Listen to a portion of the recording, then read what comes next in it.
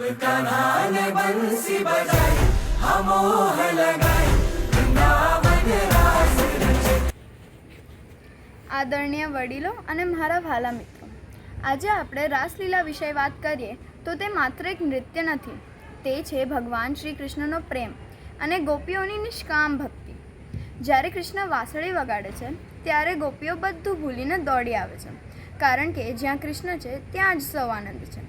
રાસલીલામાં કૃષ્ણ દરેક ગોપી સાથે નાચે છે, જેથી આપણને એ શીખવા મળે છે કે ભગવાન દરેક ભક્તને સમાન પ્રેમ કરે છે. તો ચાલો આ રાસલીલા દ્વારા આપણે પણ આપણા હૃદયમાં પ્રેમ, આનંદ અને ભક્તિ જગાવીએ.